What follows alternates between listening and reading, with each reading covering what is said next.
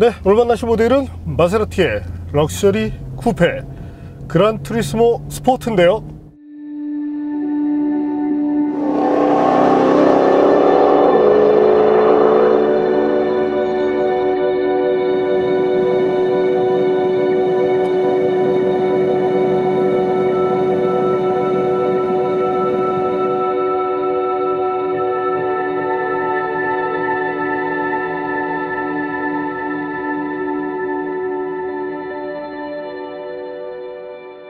기본형 대비 출력을 강화하고 조금 더 달리기에 적합한 그런 셋업을 해놓은 것이 특징입니다. 엔진 출력은 460마력 때문에 어떤 성능에 대한 기대감을 충분히 보여주고 있는데요. 사실 저희가 최근에 그란 카브리오를 먼저 선보여 드렸었죠. 하지만 당시에 저희가 촬영을 예정했던 차는 사실 그란 투리스모였습니다. 차량 스케줄이 잠시 꼬이면서 임시적으로 이제 그란 카브리오를 먼저 다루게 됐었는데, 원래 예상했던 모델을 만나게 되어서 좀 더 좋네요. 과연 럭셔리 쿠페로서 그란 카브리오 스포츠가 어떤 매력을 보여줄지 잠시 함께 느껴보시겠습니다.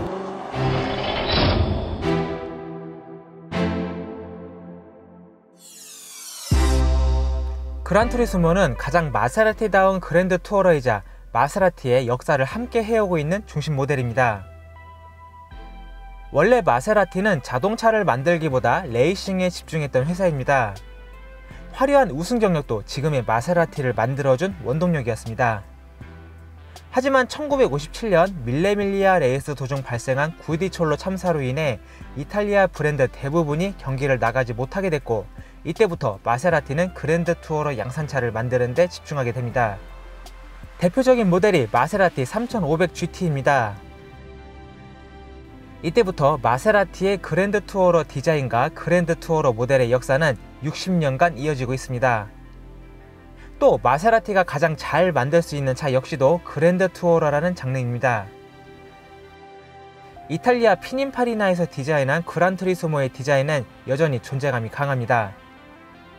거대한 그릴과 날카로운 헤드라이트, 또 거대한 공기흡입구 등이 고성능차라는 이미지를 만들어줍니다. 측면 실루엣은 오픈탑 버전보다 한층 멋스러운 루프라인을 갖습니다. 전 후륜에 대형 휠과 고성능 브레이크,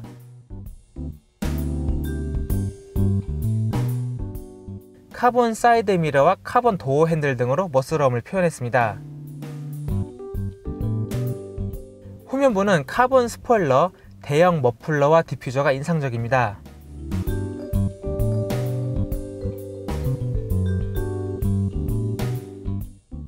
차체 하부를 살펴보면 쿠페형 모델로 차체 강성이 확보된 만큼 그란 카브리오에서 볼 수 있었던 보강대는 생략된 것을 확인할 수 있습니다. 인테리어는 앞서 만난 그란 카브리오와 동일합니다. 대신 쿠페형 모델인 만큼 보다 스포티한 감각이 가미됐는데요. 스티어링 휠 림을 카본으로 대체했을 뿐만 아니라 시트 뒷부분 전체를 카본으로 감쌌습니다. 두꺼운 알루미늄 페달 구성은 페라리와 동일합니다. 고급 가죽을 사용한 시트는 다양한 색조합으로 멋을 냈습니다. 천장까지 고급 소재로 마감한 부분은 럭셔리 그랜드 투어러다운 구성입니다. 뒷좌석은 성인 남성이 앉으면 좁다고 느껴질 수 있지만 그란 카브리오와 비교하면 머리 공간이 소폭 넓어졌습니다. 트렁크 공간 역시 오픈형 모델보다 넓어졌습니다.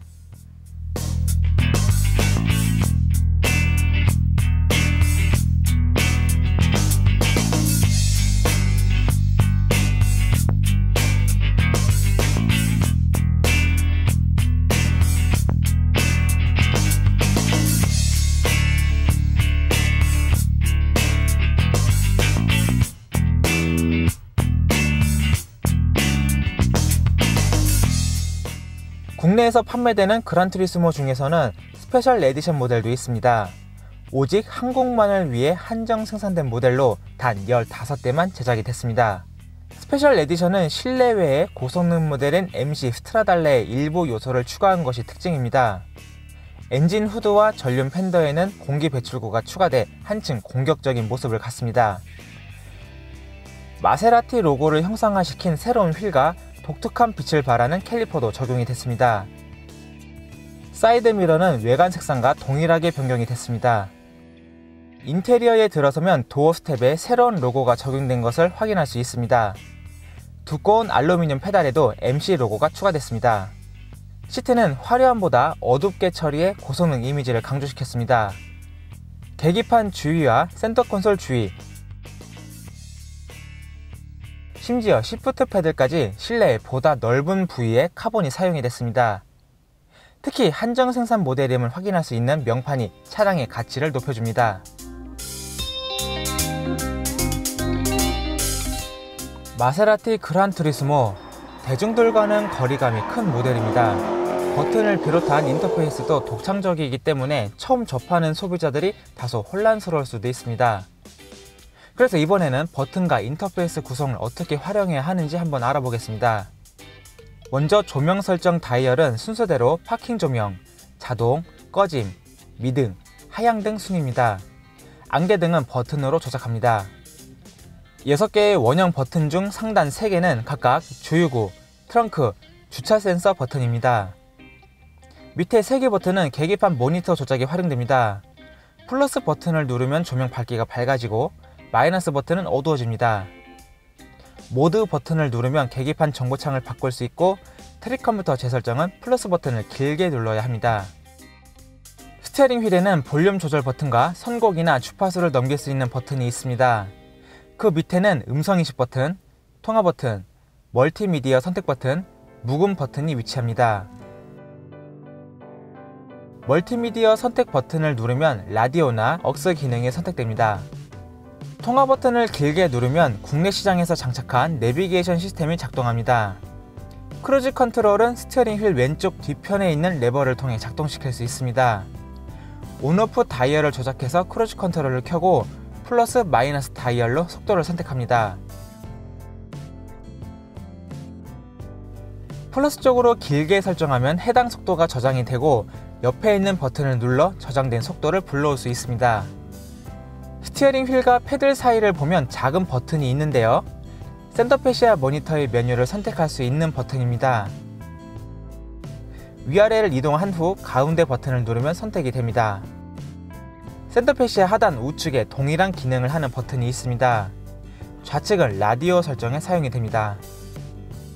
센터페시아 좌측에는 주행 모드를 설정할 수 있는 버튼이 있는데 기본 설정은 노멀이며 스포트나 IC 버튼을 누르면 해당 기능이 활성화됩니다. 취소를 하려면 같은 버튼을 다시 누르면 됩니다.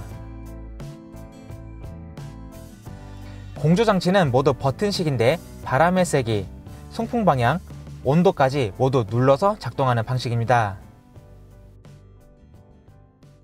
시계는 하단의 작은 버튼을 눌러 시간을 맞출 수 있습니다. 그랜드 투어로 역사만 60년의 노하우를 갖고 있는 마세라티가 그란투리스모의 매력을 어떤 식으로 풀어냈을지 확인해 보겠습니다.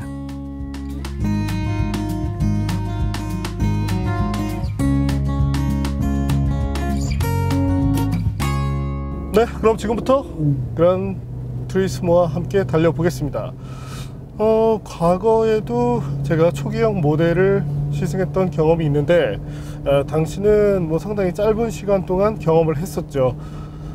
네, 일단 뭐 분위기로 봤을 때 카본 패널들이 여기저기를 장식해 주고 있는데요. 조금 더 고급스러운, 네, 적어도 이 차가 고급차라는 것을 쉽게 알게 해주는 대목 중에 하나입니다. 대형 패드를 사용해서 조작을 하겠고요. 네. 임시적으로 매뉴얼 모드 정도로만 통제를 시작해 보겠습니다.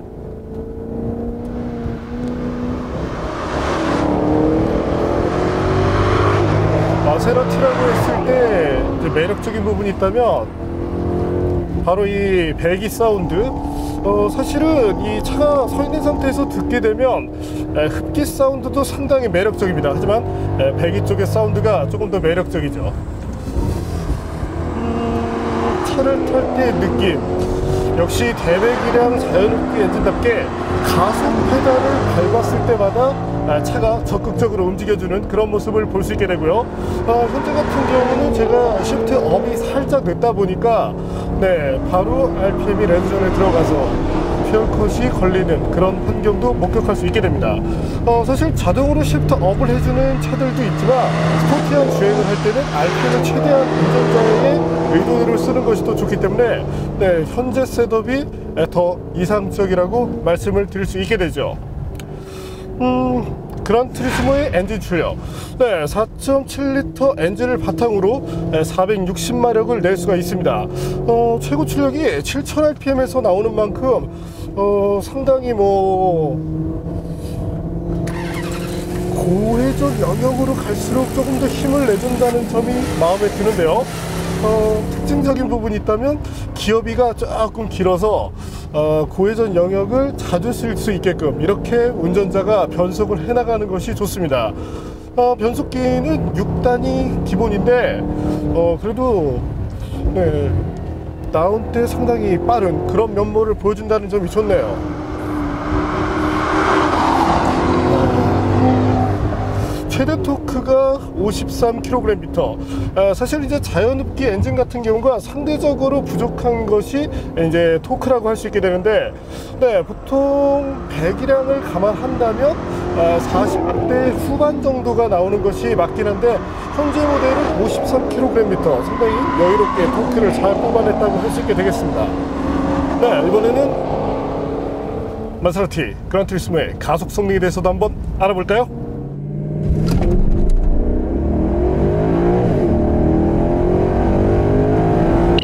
제조사 발표 수치가 4.8초, 저희가 계측했을 때 4.9초 중반 정도를 마크해냈습니다. 초기에 휠스핀이 약간 있었다는 점을 제외한다면 그래도 좋은 성능이라고 생각이 되네요. 참고로 여기서 마세라티 그란투리스모의 런치 컨트롤 방법에 대해서 김선웅 기자에게 한번 들어볼까요?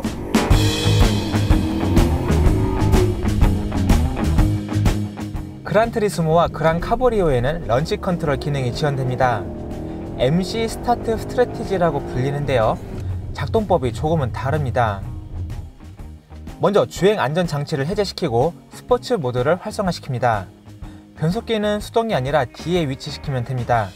페달도 조작할 필요가 없고요. 왼발로 브레이크 페달을 밟고 오른발로 가속 페달을 살며시 밟아야 합니다. 엔진 회전수를 약 2300에서 2500rpm 정도까지만 올려야 합니다. 일반적인 런치 컨트롤처럼 가속 페달을 끝까지 밟으면 바로 번아웃이 실행됩니다. 때문에 엔진 회전수가 해당 영역에 도달하면 재빨리 브레이크 페달에서 발을 떼고 가속 페달을 끝까지 밟으면 최적의 접지력을 만들어내면서 속도를 올리게 됩니다.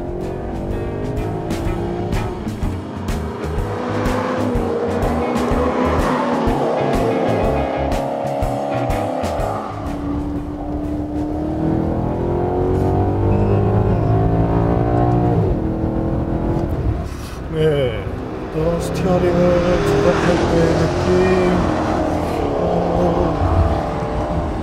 여러 가지 면모를 보더라도 당연히 스포츠카를 타고 있다는 느낌을 잘 보여주게 되는데요. 하지만 포르쉐를 비롯해서 다른 퓨어 스포츠카들과 비교를 한다면 조금 다른 모습이 느껴집니다. 조금은 더 편안한 그런 그랜드 투어로서의 모습이 잘 살아나기 때문에 일상에서 타더라도 부족함이 없다는 점이 마음에 드네요. 승차감이라는 부분도 충분히 타협할 만합니다. 조금은 여유로운 그런 승차감을 통해서 운전자를 편안하게 해주는데, 현재 모델에는 스포티한 튜닝이 가미되어 있는 스카이 훅이 장착되어 있죠. 때문에 이제 스포츠 스카이 훅이라고 불리는데, 댐핑의 어떤 그런 움직임 자체는 다소 제한적인 느낌이 있습니다. 그럼에도 불구하고 이제 차체 강성을 비롯해서 어떤 그 셰시 이런 틀 자체가 짜임새 있게 잘 만들어지다 보니까 상당히 편안한 그런 모습을 느끼면서도 네, 빠른 주행을 할 때 의외로 또 잘 달려주기 때문에 네, 상당히 재미난 운전을 할 때 이점이 있다고 할 수 있게 되겠네요. 현재처럼 이제 대형급 쿠페로 와인딩 로드를 달릴 때 아무래도 살짝은 부담스러운 그런 면들이 나오게 됩니다. 특히 이제 고RPM에서 가속 페달을 미세하게 터치할 때 이때 신경이 조금 예민해지긴 하는데 네, 사실 뭐 이런 맛 때문에 스포츠카를 타기도 하는 것이죠. 네, 이제 좀 여유롭게 달려볼까요? 시프트 다운 때의 시간이 그래도 짧은 편이라고 말씀을 드렸죠. 업 때도 사실은 무난한 편입니다. 물론 듀얼 클러치 시스템과 비교를 한다면 그보다는 실제로 이제 미팅되는 시간에서는 약간 차이가 나오는 그런 모습이지만 네, 차량의 성격 등을 감안했을 때 또한 스포츠 모델로 보더라도 이 정도의 성능이라면 크게 불만을 자아내지는 않게 해줍니다. 단 이제 아무래도 다다나에서 약간의 제한적인 모습을 보이게 되다 보니까 기어비 자체가 조금 길어지는 그런 느낌이 있는데 3단으로 사용할 수 있는 영역이 다소 좀 긴 편입니다. 향후에 다다나를 통해서 이런 부분을 조금 더 좁혀주게 되면 한층 다이나믹한 그런 운전을 가능케 해주지 않을까 이렇게 생각이 되네요. 또한 헤드업 디스플레이 정도가 있으면 좋겠고요. 단 가격 대비 어떤 성능으로 본다면 네, 2억 원대 내외의 가격으로 준 페라리를 탄다는 그런 느낌을 맛볼 수 있다는 점이 상당히 좋습니다. 페달을 밟았을 때의 느낌 역시도 좋고요. 지난해 그란 카브리오 편에서 이제 전인우 기자가 페달 부분에 대해서 상당히 칭찬을 했었는데 네, 이 두툼한 알루미늄 페달을 밟을 때 조금은 기계적인 느낌이 있지만 네, 어쨌든 밟았을 때의 느낌이 상당히 좋죠. 참고로 코너릴 때는 조금 예민한 그런 모습이 비춰지는데 지난번에 저희가 테스트했었던 그란 카브리오보다는 현재 차의 컨디션이 더 좋다고 생각이 됩니다. 엔진 쪽에서도 약간 더 여유로운 그런 출력이 나와주고 있고 물론 당시의 모델이 이제 일반유와 고급유가 약간은 좀 혼용된 그런 모델이었기 때문에 약간 아쉬움이 나오긴 했었는데 네, 우선 여기서 그란투리스모의 실제 구동 성능에 대해서 한번 알아볼까요? 현재 모델은 고급유로만 이제 길이 든 상태인데 그래도 자유롭게 엔진이다 보니까 토크 쪽에서는 소폭 빠지는 그런 모습이 비춰지게 되네요. 단 이제 마력이라든지 실제 이 활성화되는 어떤 이런 토크 밴드를 본다면 네, 그래도 뭐 충분히 경쟁력을 갖는다고 할 수 있게 되겠습니다. 차를 탔을 때 무게감이 느껴지는 점은 조금 특징인데요. 네, 마세라티가 사실은 경량화 쪽에서 이렇게 두드러지게 능력을 보여주는 브랜드는 아닙니다. 그래도 뭐 차가 잘 달리기 때문에 혹은 이제 이 무게감이 안정감으로 온다는 부분은 칭찬할 부분이지만 향후에 그래도 경량화 정도를 진행해주면 좋겠습니다. 네, 그란투리스모의 무게에 대해서도 한번 확인해 볼까요? 카브리오와 비교를 했을 때 그래도 조금은 가벼운 편이죠. 네, 그렇다면 이 차 본격적으로 달릴 수 있는 환경을 만들어준다면 어떤 능력을 뽐낼지 기대가 되는데요. 네, 그럼 네, 저희 팀 서킷 담당인 전인우 기자에게 스티어링 휠을 한번 넘겨보겠습니다.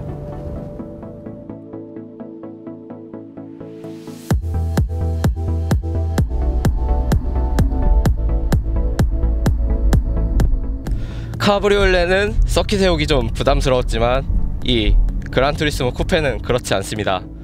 과연 랩타임은 몇 초가 나올까요? 기어 변속은 제가 직접 하고요. 스포츠 모드에 놓고 달려보겠습니다. ESP도 해제했습니다.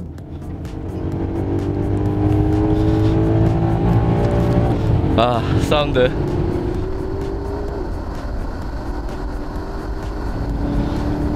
이 엔진의 토크는 정말 마음에 듭니다.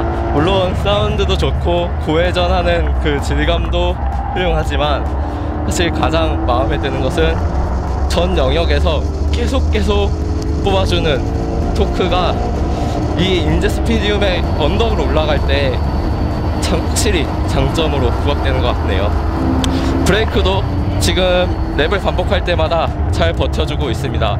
사실 기블리랑 비교했을 때 그렇게 무게가 다르지 않죠. 그리고 기블리보다 마력이 높기 때문에 훨씬 더 브레이크가 부담해야 될 것들이 더 많습니다.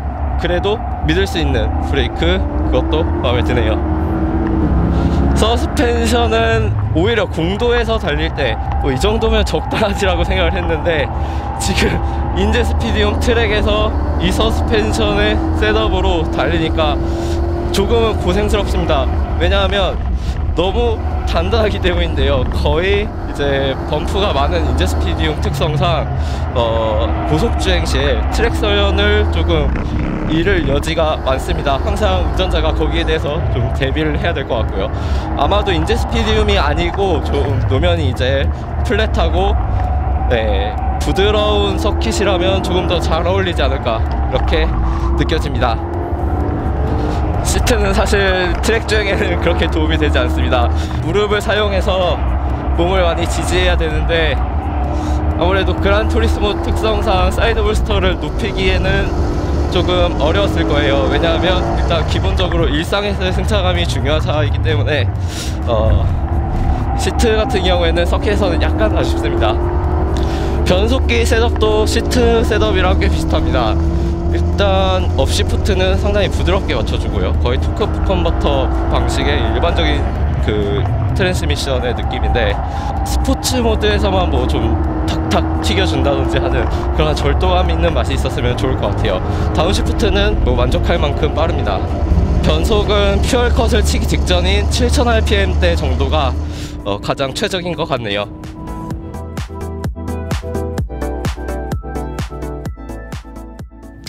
여담이지만 이런 차로 누가 서킷을 오겠어요?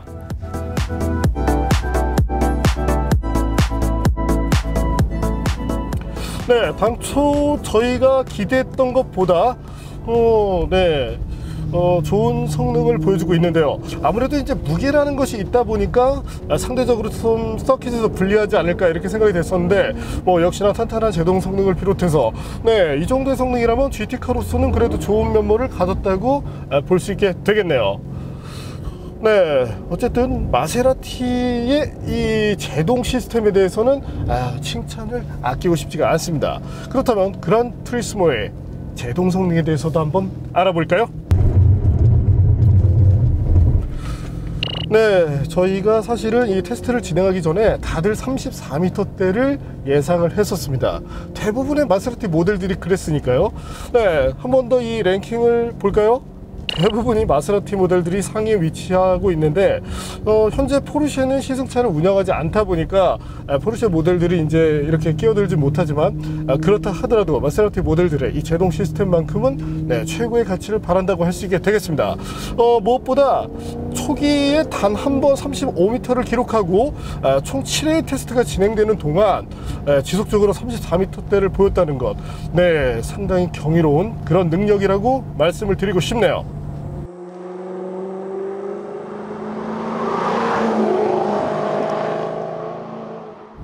앞서도 제가 말씀을 드렸고, 마세라티 모델을 탈 때마다 칭찬을 하게 되는 부분이 있다면 바로 사운드인데요. 하지만 정수성이라는 측면으로 접어든다면 물론 아쉬움이 커집니다. 여기서 잠시 정숙성에 대해서 확인해 볼까요? 수적으로 본다면 정말 형편없습니다. 정말 시끄러운 그런 디젤 모델보다도 시끄러우니까요. 하지만 시끄럽다는 것과 사운드는 분명히 차별화가 되죠. 적어도 이 마세라티의 사운드, 엔진 사운드와 배기 사운드는 소음이라고 보기 어렵습니다. 적어도 이 사운드의 가치가 수천만 원은 할 테고요. 타이어는 피렐리의 P0를 사용합니다. 사실 개인적으로는 피렐리를 좋아하지 않는데, 미쉐린이나 브리지스톤 혹은 이제 컨티넨탈 같은 경우가 한계로 접근할 때 운전자에게 한계에 대한 그런 피드백을 어느 정도 해주고, 한계를 넘어갔다 돌아오는 시간이 빠른 것에 반해서 현재 피렐리 P0 성능 자체는 분명히 좋습니다. 전인도 기자도 사실 이 부분에 대해서는 마음에 들어 했었는데, 이제 제 입장에서 보자면 특히나 이제 대중이 타는 그런 성격을 가진 차에 장착되는 타이어라면 어떤 한계 파악을 용이하게 만들어주는 것도 좋다고 생각이 되네요. 하지만 순수 그립 자체는 분명히 좋았고, 저희가 기존에 이제 테스트했던 환경보다 노면 온도가 살짝 올라 있을 때 이와 같은 환경에서 더 최적화된 성능이 나온다는 것이 특징이라고 할 수 있게 되겠습니다. 마세라티 그란투리스모. 사실 일반적인 스포츠카의 구매자가 바라본다면 뭔가 독특한 그런 구성을 갖게 되죠. 아무래도 이제 럭셔리 쿠페와 퓨어 스포츠카는 분명히 다르기 때문인데요. 일상에서 편하게 타다가 가끔 이제 시원스럽게 달릴 수 있는 환경을 만났을 때, 이 울려 퍼지는 사운드와 더불어서 차를 즐길 때, 이때 정말 만족감이 높은 것이 그란투리스모라고 말씀을 드릴 수 있겠습니다. 그럼 마지막으로 이 차의 주행 연비에 대해서도 한번 알아볼까요? 시내 주행 연비는 3km대. 아무래도 대배기량 엔진, 거기에 뭐 큰 사이즈의 타이어를 꼈으니 이해할 수 있는 부분입니다. 어느 정도 이제 환경이 개선되더라도 5에서 6km, 고속도로에서 정속 주행을 하더라도 이제 10km를 약간 넘어서는 수준이니까 분명히 이 차는 아무나 탈 수 없는 그런 차임에 분명하네요. 다행인 것은 이 차의 소비자군들, 실제 스포츠카의 소비자군들이 느끼기에는 뭐 타 모델 대비 그렇게 크게 차이가 나는 수준은 아니고요.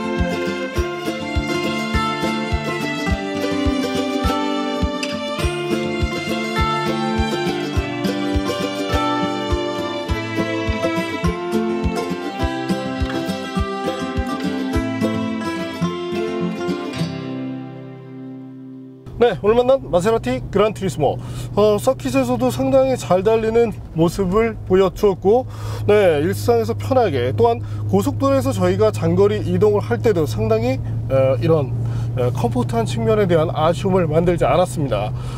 거기에 정말 여기저기 보이는 카본 패널이 약간의 자부심마저도 이끌어주게 되는데요. 센터페시아의 디자인은 꼭 바꿔야 되겠네요. 시대를 한 10년 이전으로 되돌린 것 같은데, 이런 부분에 대해서는 마세라티가 좀 신경을 쓸 필요가 있겠습니다. 반면 이를 제외하고 뭐 시각적으로 보이는 뭐 시트의 형상, 여러 가지 부분에 대해서는 정말이지 칭찬을 아끼고 싶지 않네요. 한 가지 지적을 하자면, 이 시트벨트를 손을 길게 뻗어서 이렇게 빼야 되는데, 향후에 어떤 뭐 스트랩 정도, 시트에 스트랩을 달든지 아니면 전동으로 이렇게 벨트를 빼주는 그런 기능을 넣어줌으로써 어떤 편의성 부분을 향상시켜주면 좋겠네요. 제가 이 차의 소비자군이 지금은 아니지만 뭐 향후에라도 될 수 있다면, 그래도 일상에서 타협할 수 있는 그런 스포츠카로 한 번쯤 떠올려 볼 것 같긴 합니다. 마세라티가 차를 그다지 잘 만드는 브랜드라는 생각을 안 해봤었는데, 최근에 이제 몇몇 모델을 겪다 보니까 적어도 레이싱을 했던 회사답게 스포츠에 대한 DNA를 잘 구현해냈다는 느낌을 많이 받게 되네요. 오늘은 일상에서 편하게 탈 수 있는 고성능의 럭셔리 쿠페 마세라티 그란투리스모를 만나봤습니다.